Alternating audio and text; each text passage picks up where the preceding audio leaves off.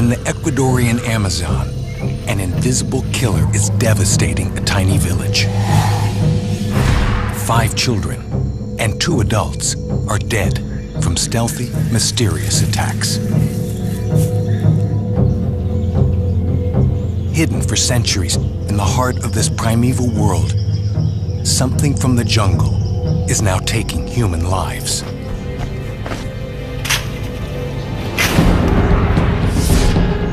What could it be? And why is it stalking us now? Where can the answers be found? Solving this mystery requires 2 teams of experts, one in Ecuador, another in America. They must brave dangerous places and uncover forbidden secrets to follow the strange and disturbing trail of clues. They will reveal who is the hunter and who is the hunted.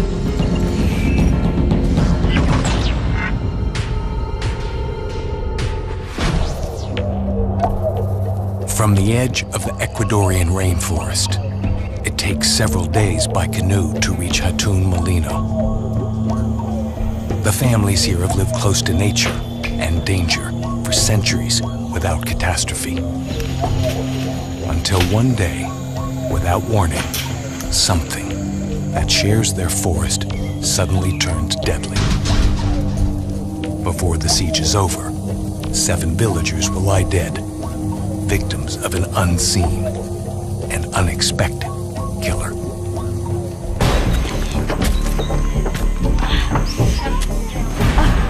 One June afternoon, Emerson Gwallinga's young body begins to fail him. He struggles to make his way home, then collapses in bed. By the time his mother arrives, Emerson is raging with fever. His illness progresses rapidly, and he suffers from nightmares.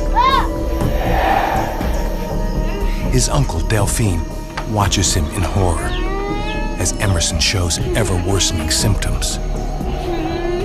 Every day was a little more fever, pain, and one day he started paralyzing one of the legs. A strange paralysis creeps its way slowly up Emerson's body until finally he sinks into a coma.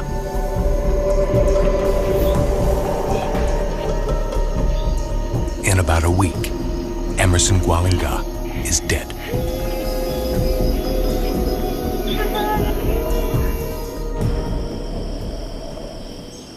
Emerson is buried immediately, in keeping with local customs.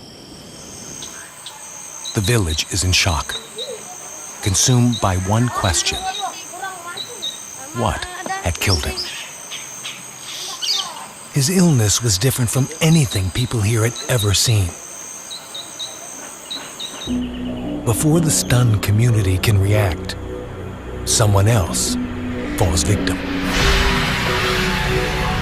Emerson's cousin, 6-year-old Marjorie Santi, develops the same mysterious symptoms from apparently the same illness. After Basilio's son died, my daughter got sick that night. What was going on? The chance that the children contracted a disease from the outside world is implausible. Forest development is slowly carving access to the village, but the coming road has yet to reach it.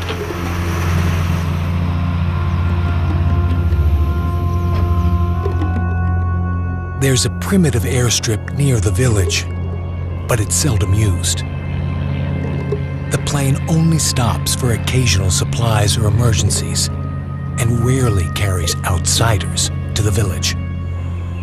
Whatever killed Emerson and afflicted Marjorie had to come from the surrounding jungle.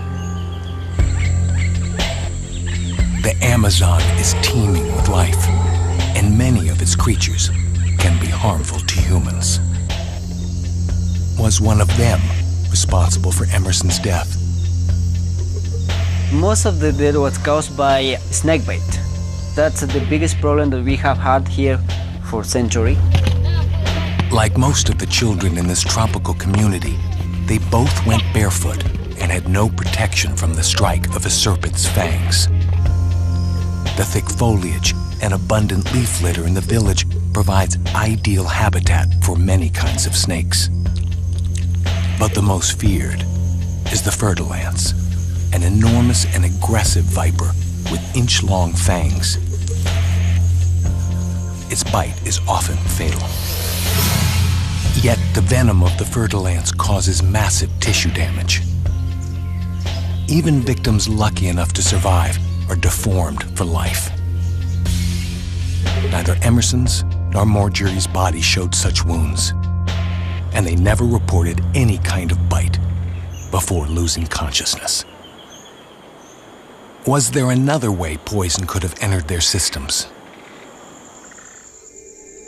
There are creatures unique to the American jungles that deliver powerful toxins without a bite. Poison dart frogs. The excretions on their backs are so deadly they can easily kill a monkey. Did the children unwittingly pick one up and pay the price? The Quichua people in Hatumalino have always used the powerful poisons of this forest. Children are taught from an early age which things are dangerous and which are not. To survive in this jungle, you have to have a lot of knowledge. The children would have known not to play with a lethal creature like the poison dart frog. And even if they had foolishly tempted fate, someone in the village would have recognized the symptoms of a toxin they'd known for generations. But no one did. This killer is something new.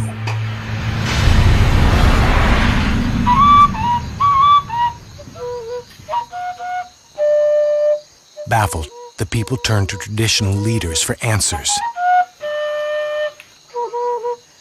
Their shaman concludes that Hatumalino has been cursed by a rival village.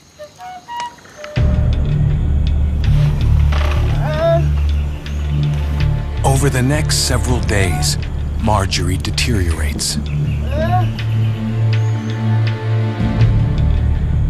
Finally, her mother sets off for the nearest doctor, at least 5 days away upriver.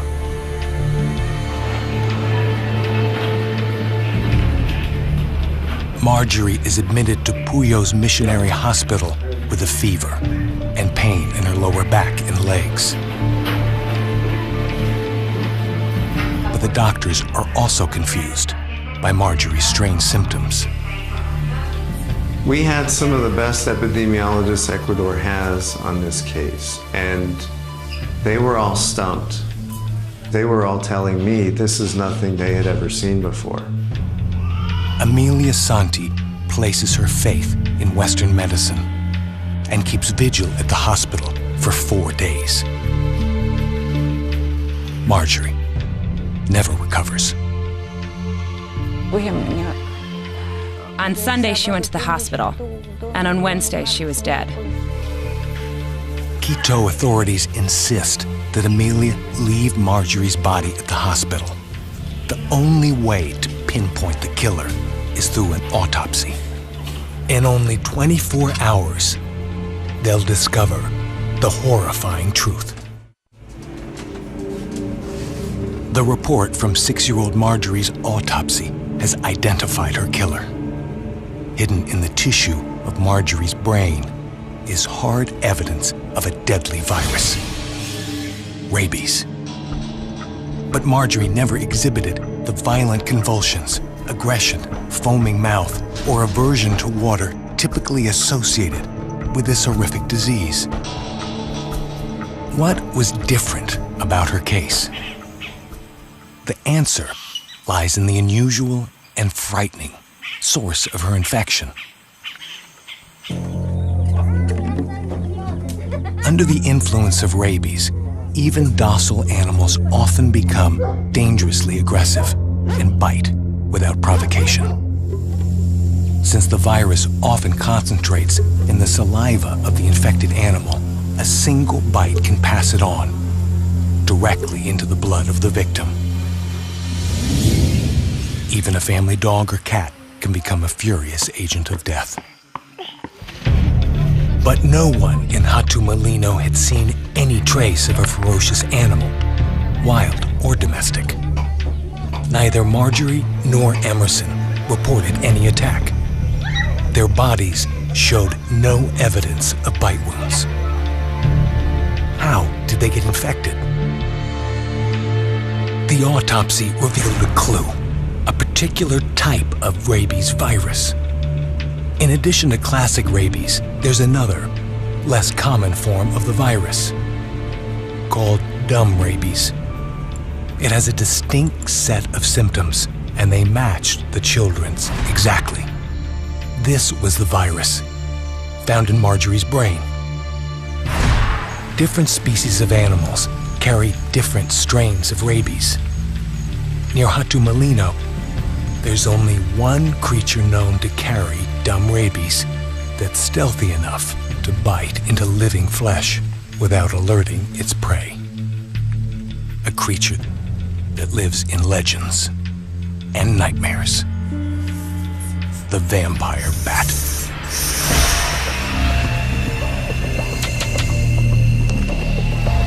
Vampire bats are unique to Latin America, but they're famous worldwide for their gruesome diet. Fresh, flowing blood. The bats have specialized teeth that lack enamel so they can be kept razor sharp and project forward for easy cutting. With incredible precision, the vampire makes a small slice in the victim's skin, usually while it sleeps. Most never feel a thing. This might explain why Emerson and Marjorie never knew they had been bitten. The bat then uses its abrasive tongue to lap up the blood that flows from the wound. Its saliva contains agents that keep the blood flowing freely. Spit and blood often mingle for 25 minutes during a meal, and if the feeding bat has active rabies, it is almost guaranteed that its host will contract the disease. But the creature's craving for blood is only quenched for one night at a time. Because of their unique digestive system, which lacks a traditional stomach, vampire bats must drink more blood every 36 hours, or they'll die of starvation. So far, it seems that the vampires have targeted 2 children from the village as their victims, and their constant need for fresh blood means that they will almost certainly return. But vampire bats have lived in the area and bitten villagers for ages. We have been beaten because you sleep right on the floor and the bats will come and they attack. During all those years, there is no record that anyone in Ecuador died of bat-borne rabies. But now, that has changed. And the trouble is just beginning.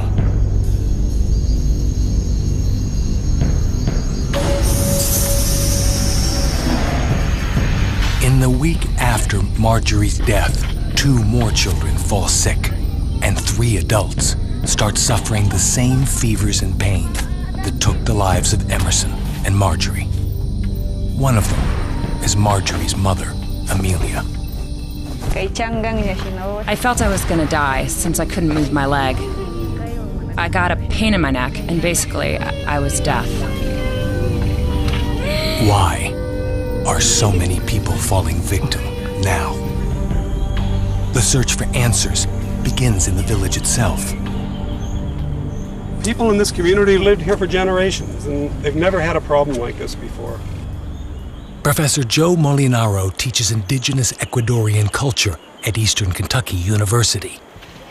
He's worked with the villagers of Hatu Malino for 10 years. Are there some caves here? Yeah, there are some caves nearby, but they've always been there, and the bats have always been around. Why all of a sudden are people dying when before that never happened? It's really rare what's happening here. Francisco Sanchez is a biologist, currently doing research on vampire bats. Vampire bats doesn't need to attack a human when they have other animals around in the forest. If they feed from humans, it doesn't happen normally. There are 3 species of vampires, and they all live on blood alone. But none seek out humans regularly. 2 of them, in fact, specialize in bird blood. This may seem like a particular diet, but that's not unusual for bats.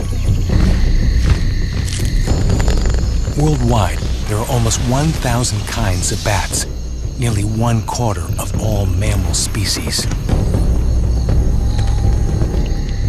Some eat just fruits or flowers, while others prefer insects. A few bats are carnivorous and hunt for frogs, lizards, birds, or even other bats. And still others have huge hind feet that allow them to snag small fish. Only the common vampire makes regular blood meals from other mammals. In the wild, monkeys, deer, or other animals provide the bats with the vital fluid they need to survive. But the arrival of Europeans 500 years ago introduced an ideal new food source: cattle. That, many scientists believe, led to an explosion in the number of vampire bats.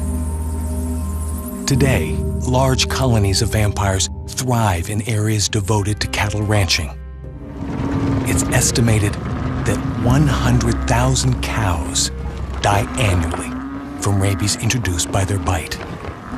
And there have been consequences for humans as well. About a year before the attacks began in Molino, several villages in remote sections of Brazil were targeted by rabid vampire bats. By the time it was over, 23 people had died in 3 neighboring villages. The cause, authorities determined, was probably due to the felling of enormous tracts of forest to make way for pasture land. The bats lost their roosts and their natural prey at the same time.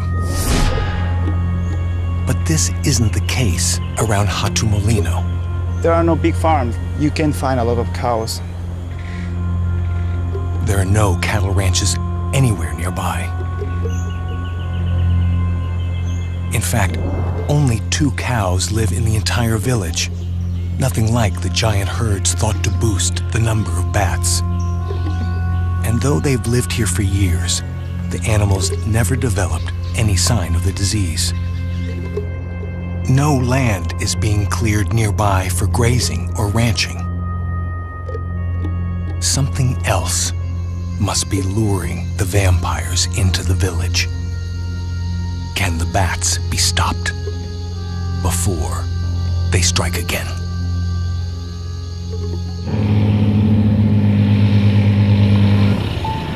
Medical teams arrive in Molino and begin to vaccinate everyone against rabies.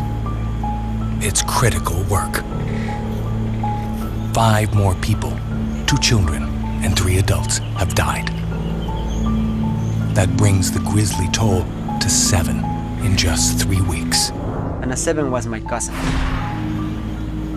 Everyone hopes the vaccinations will guard those that get bitten from the deadly effects of the virus. But is there any way to stop the bats themselves? Vampire bats have extraordinary abilities to find and feed on unsuspecting creatures at will. The way to stop them may lie in the details of their attack. Vampire bats prefer the moonless part of the night, when they're least likely to be seen by victims or predators. for the inky blackness would pose no problem for a bat as it closed in on victims like Emerson. Vampires and other bats navigate the darkness through a technique called echolocation. They emit a series of cries that bounce off surrounding objects, then echo back to their oversized ears. They're able to detect size, shape, and even speed and direction of prey by the sounds that are reflected back. But Emerson and the other victims never had a chance to hear the bats coming. Halfway around the world, scientists investigate why. The echolocation these animals are doing is producing high-frequency sounds, 20 kilohertz and above, sounds that we can't even perceive. Professor Greg Erickson teaches animal biology at Florida State University. It's such a high frequency, we can't pick it up. That's true. It said that if you could hear bats in the tropics, we'd all be deaf. Wow. It's incredibly loud. Leslie Sturgis is naturalist and educator for Bat World Sanctuary. She's rehabilitated hurt and orphaned bats, like these big browns, for years. What I have here is a device that will actually lower the frequency enough to where we can hear it. Okay.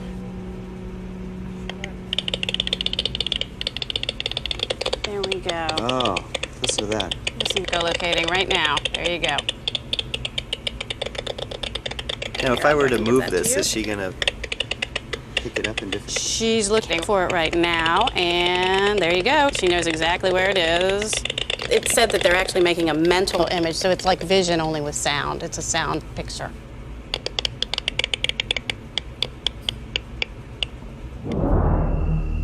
Vampires typically use this incredible ability to fly through the night air about 3 feet off the ground.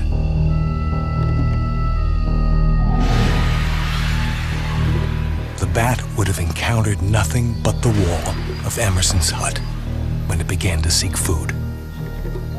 Can you come up and look inside? This is where the children sleep. This is where Emerson, the first child that was bit and later died, was sleeping. So it's really easy for a vampire bat to get in through the big holes, the windows. They climb very well. So they don't fly and land and then climb in? No, vampire bats attack from the ground. Oh, from the ground From the level? ground. They climb up there with no problems. Vampire bats have long arms and an elongated thumb tipped by a sharp claw that remains free for clinging and climbing. Their knees bend backwards, providing the boost they need to scale the sheerest wall. But it's another remarkable adaptation that likely prompted the creature to investigate Emerson's hut. They locate the prey with a system in the nose. Vampire bats have an incredible sense of smell. They have an extra smell-sensing feature called the Jacobson's organ on the roof of their mouth that increases their ability to detect scent.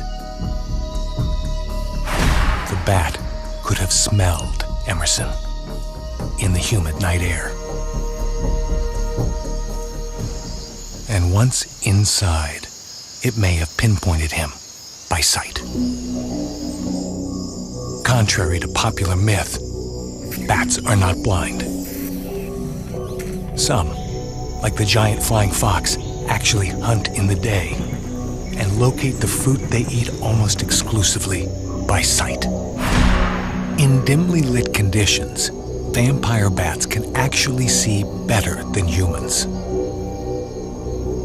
Once it found Emerson, the bat would have moved in to feast. But why didn't the boy or any of the other victims feel the creature landing as they slept? Vampire bats approach their victims on foot, not from the air. And unlike most bats, which flop and falter on the ground, vampires are actually quite nimble. They can crawl like spiders, jump like frogs, and even run. This research video shows the newly discovered gait of the vampire bat. No other bat is as swift on land. Running may help vampires access moving animals and also keep them safe from angry hosts that can be 10,000 times their size. The bat then would have landed nearby and stalked Emerson stealthily on foot. It's then that the bat would have relied on yet another astonishing ability. Vampire bats have heat sensors behind their nose leaf that can sense minute differences in temperature. The pits help them zero in on veins near the surface, ensuring that the bat will strike blood when it bites. Then, the meal begins. Vampires may even return to the same victim night after night. Reopening the wound, they feed more easily the second time around. This may explain why children seem to be more appealing. Vampire bites in places where skin is dune, like here, for example. Everywhere where skin is dune. Well, that would explain why the children are being bit, because a child's skin is very soft and supple. It makes easier for a vampire bite to get the blood. Despite its gruesome appearance, the bite of a vampire bat is harmless, unless the animal carries the active rabies virus. The bats can only transmit the disease when they themselves are falling victim to its deadly symptoms. But how long would a single infected bat remain a danger? Could it spread the virus through the village indefinitely? When a vampire bat has rabies, it can be alive more than 10 days. If an actively rabid bat has only 10 days to live, it's close to impossible that one animal could have infected so many villagers. There's only one disturbing conclusion. Many vampires were entering the village to feed. Maybe 10, 15 vampire bats put the sick here in the village. Vampire bats are believed to forage only a few miles from the place where they roost during the day. Given that less than 1% of vampire bats harbor the virus, just how many bats were hiding in the jungle around Hatun Molino? Some vampires roost with only a few other bats, but most live in colonies with about 40 others. Highly intelligent and social, the bats form strong bonds that last for years. They're one of the few creatures on Earth that will share their meal with any other member of their kind that asks for it. This ensures that hungry bats will survive until the next night's hunt. It's one of the only examples of such cooperation anywhere in the animal kingdom. But it's the bat's social behavior that offers desperate humans their best opportunity to combat them.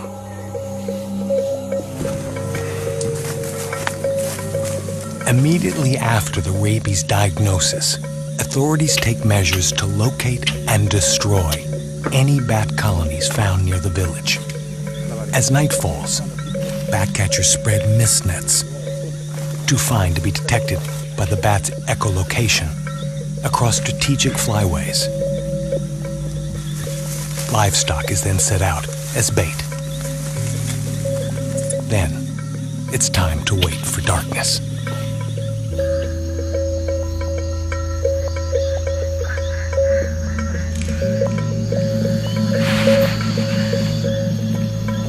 In the face of the deadly outbreak, the vampires are considered too dangerous to be allowed to live, and the villagers place their hope on a grim protocol that uses the bats' social behavior to kill them.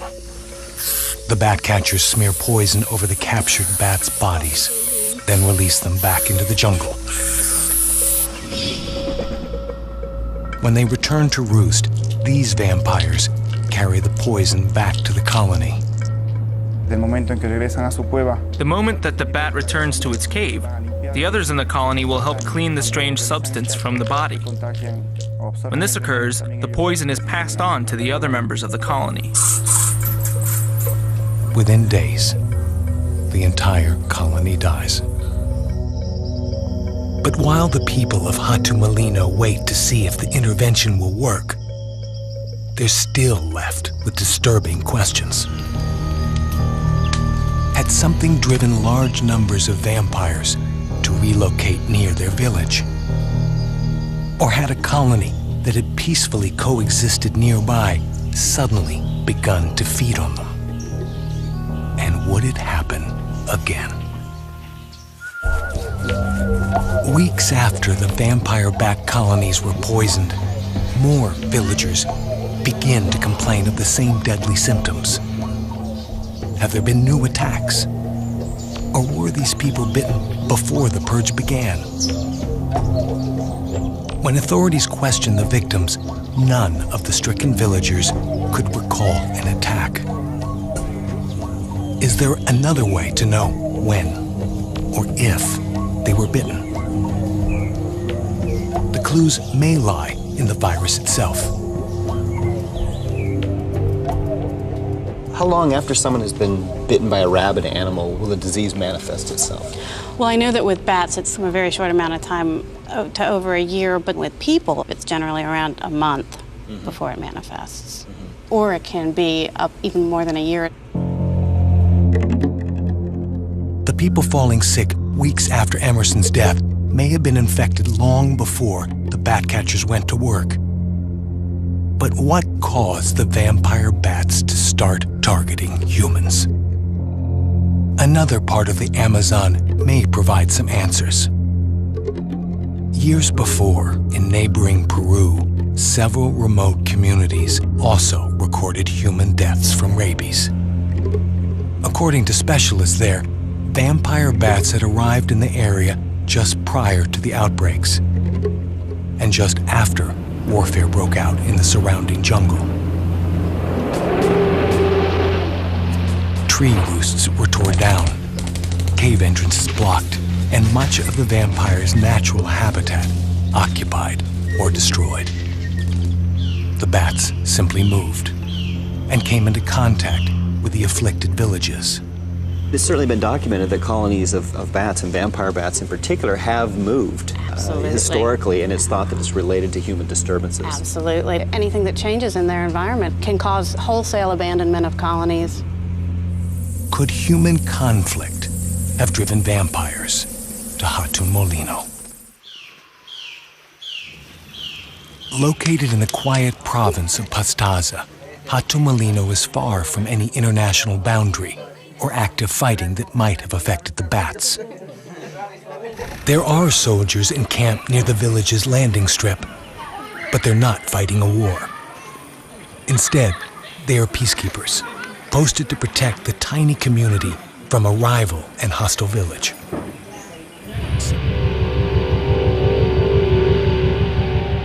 Two years ago, Hatu Molino's shaman sold drilling rights around the village to a foreign petroleum company. The benefits offered by the oil company include funding for the village school and promises of more modern facilities.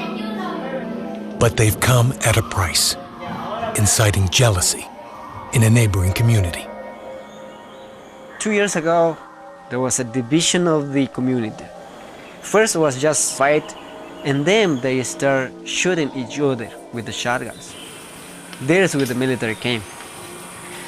Though it's been a long time since any fighting, some in Hatu Molino believe the mysterious illness is a curse sent by the neighboring shaman as a form of retribution.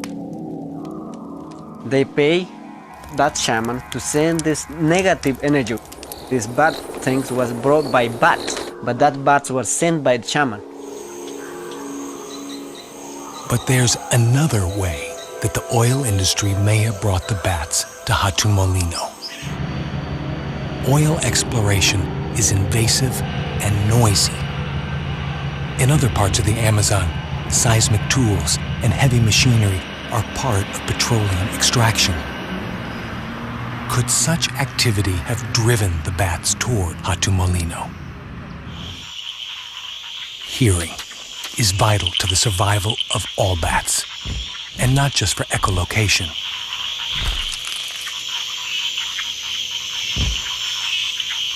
Most bats also emit low-frequency sounds to communicate with each other during mating, territorial standoffs, and maternal bonding. Vampire bats are sensitive to a wide range of sounds. It's thought they can even hone in on the sound of their prey's breath as they make their way through the darkness. The vampire bats in Peru may have fled the forest to escape the sound of human fighting. Those in Brazil may have moved away from the din of the heavy machinery used to clear more pasture land. But the bats near Hatu Molino could not have been fleeing the noise of oil exploration. Though the area is set to be a stage for petroleum extraction, the major activity still lies far in the future. For now, the process is limited to occasional visits from engineers and surveying teams. Petroleum drilling does not create much noise anywhere near Hatu Molino, but something else does.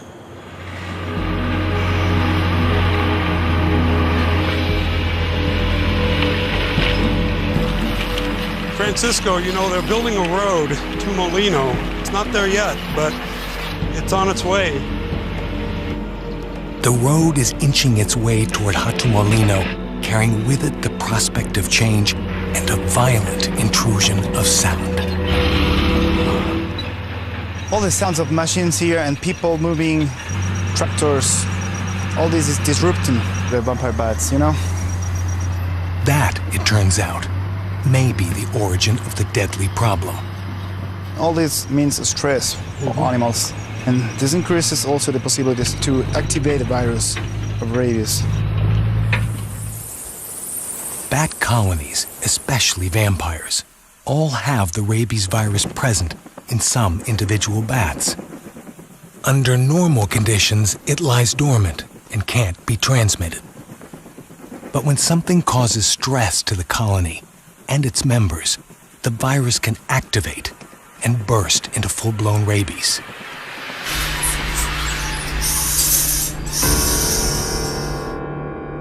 Could the roadwork have triggered the deadly virus, turning harmless creatures that had lived near the village for centuries into killers?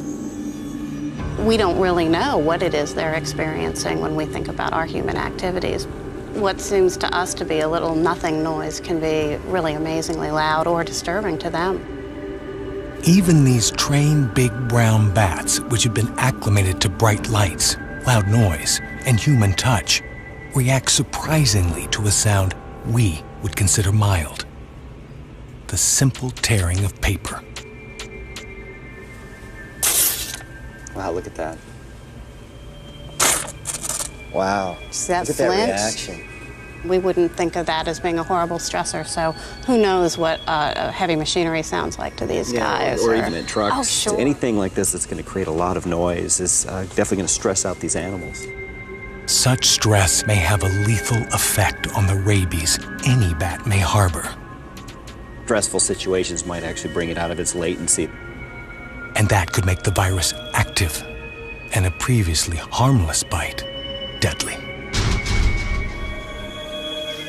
But while the clamor of roadwork may have caused the stress that led to the outbreak, there's still another disturbing fact to consider.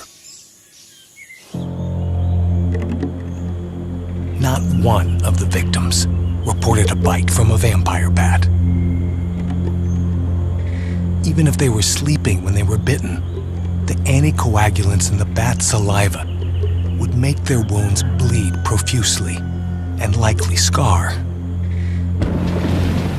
Was it possible that the experts made a mistake?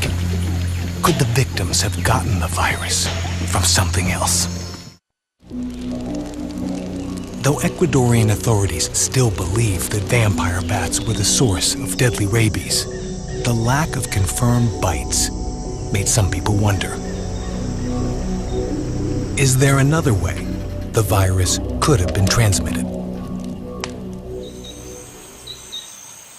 The human deaths in Hatumolino all occurred in the span of a single month. According to the villagers, 7 of the village dogs also died during the same period. Reports of the dogs' behavior just prior to their deaths seem typical of dumb rabies, the form usually transmitted by bats and linked to the deaths in the village instead of the classic furious form often associated with dogs. Could the children and adults have gotten the deadly virus from their own pets who had first been infected by the bats? Dogs would offer a source of fresh blood closer to the bats' natural prey, and the villagers keep them outside at night as a kind of alarm system.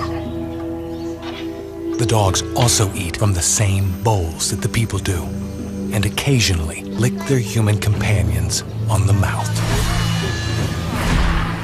Since the rabies virus lives in saliva, could it be communicated without a bite?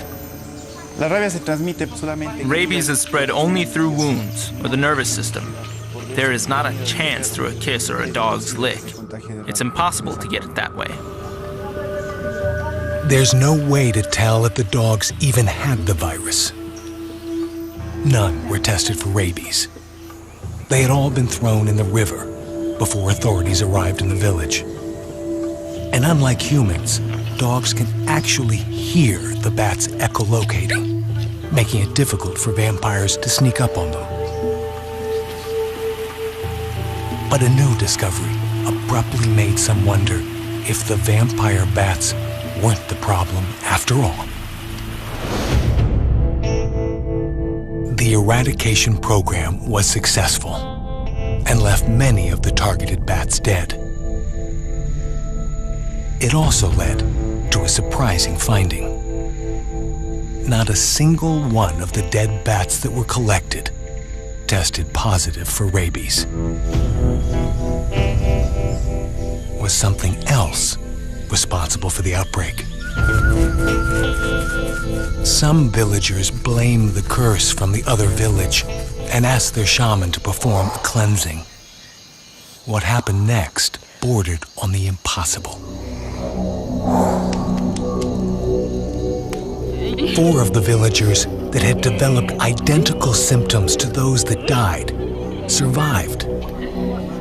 My sister was really sick, so I talked to the shaman. He said, okay, now you're not going to sick anymore. Second night, she was perfectly right. Since he did this cleansing, nobody got sick. In worldwide studies of human rabies, there were only a few confirmed cases where the victim recovered, and they involved medical intervention. Besides these cases, medical literature doesn't mention any other survivors. Is it possible that the shaman's ancient ritual could somehow have cured the 4 villagers? Many in Hatumolino maintain that they've been successfully treated by their shaman for other potentially fatal afflictions, including the bite of the deadly fertile ants.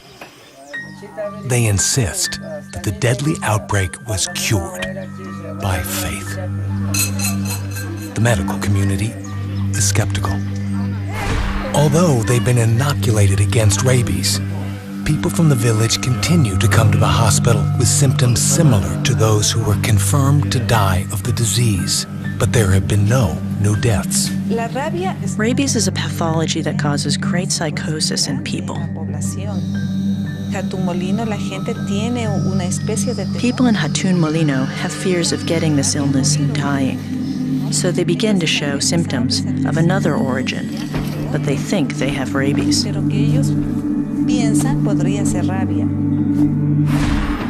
the survivors in Hatumolino even have the virus? The only way to know for sure is to take tissue from the subject's brain during an autopsy. The survivors are healthy, and such a procedure impossible. All but 2 of those who died in Hato Molino were quickly buried according to local custom. Without brain tissue from these 5, it's impossible to certify death from rabies. But we know that the 2 who were autopsied died from the dreadful virus.